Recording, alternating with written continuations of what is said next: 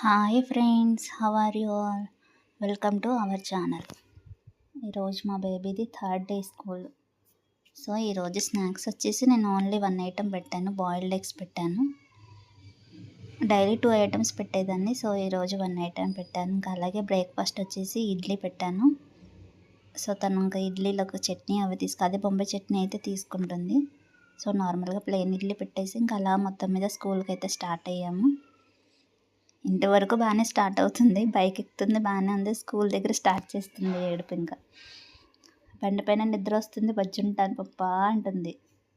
మొత్తం మీద స్కూల్లో డ్రాప్ చేసేసి ఇంటికి వచ్చేసాను. మళ్ళీ కిచెన్ క్లీన్ చేద్దామని స్టార్ట్ చేశాను.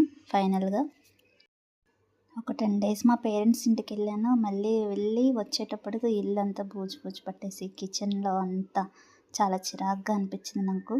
సో అందుకని ఇంకా ఈరోజు క్లీన్ చేద్దాము, ఎలాగో బేబీ కూడా లేదు ఇంట్లో, సో వచ్చేటప్పటికి కొంచెం ఆర్గనైజ్ చేసేయచ్చు అంతా అనుకొని ఇంకా డబ్బాలతో సహా మొత్తం కడగవలసి వచ్చింది. మొత్తం అంతా డస్ట్ పట్టేసి చాలా చిరాగ్గా అనిపించింది నాకు. సో అందుకని పేపర్లు కూడా తీసేసి మళ్ళీ క్లీన్ చేసి న్యూ పేపర్స్ అవి వేసాను. సో డబ్బాలు కూడా అలాగే మొత్తం అంతా వాష్ చేసేసాను నీట్గా. వాష్ చేసి అలా కిచెన్ మొత్తం మీద సెట్ చేసాను.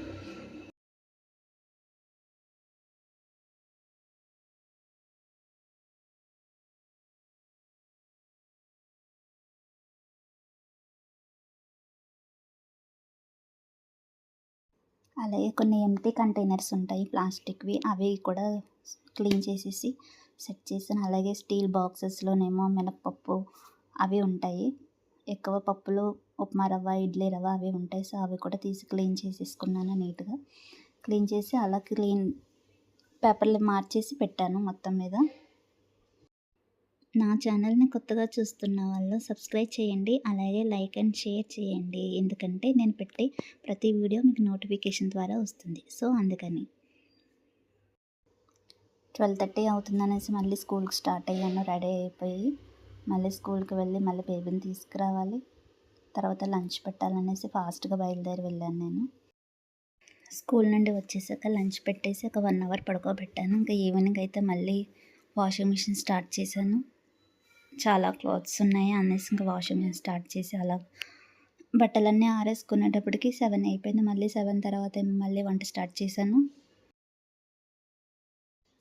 అలాగే ఈరోజు డిన్నర్కి వచ్చేసి కర్రీ కొద్దిగా చికెన్ ఉండే, ఒక బౌల్ అంత చికెన్, ఆ చికెన్కి 2 ఆలు యాడ్ చేసి కర్రీ స్టార్ట్ చేశాను నేను. అలాగే ఒక 4 ఆనియన్స్ కూడా కట్ చేసుకున్నాను, అంటే మీడియం సైజులో ఆనియన్స్. సో వాటికి సరిపడా సాల్ట్ వేసుకొని బ్యాండిల్లో సరిపడా ఆయిల్ వేసుకొని పెట్టేసుకున్నాను. అలాగే కొద్దిగా కరివేపాకు, అలాగే కొన్ని పచ్చిమిర్చి కూడా యాడ్ చేసుకొని బ్రౌనిష్ వచ్చే వరకు వేయించుకొని ముందుగా క్లీన్ చేసి పెట్టుకున్న చికెన్ కూడా యాడ్ చేసేసుకున్నాను నేను.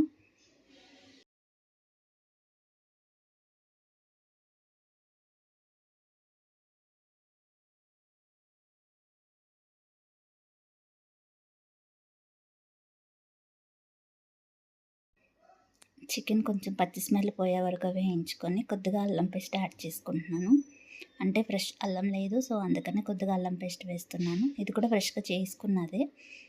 సో అలా వేయించుకున్న తర్వాత కొద్దిగా పచ్చి స్మెల్ అంతా పోయే వరకు వేయించుకోవాలి. సో అలాగే ముందుగా కట్ చేసి పెట్టుకున్న 2 బంగాళదుంపలు యాడ్ చేస్తున్నాను, కొంచెం పెద్ద పీసెస్ కట్ చేసుకున్నాను.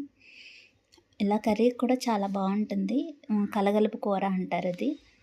సో మా సైడ్ ఎక్కువ ఇలా కలగలుపు, నాన్ వెజ్లో చాలా వరకు కలగలుపు కూరగాయలు వేసుకొని చేసుకుంటూ ఉంటాం. సో మాకు అలా అలవాటు, కానీ కర్రీ మాత్రం చాలా బాగుంటుంది. సో నా దగ్గర కొద్దిగా పుదీనా ఉన్నదని పుదీనా కూడా యాడ్ చేసుకున్నాను.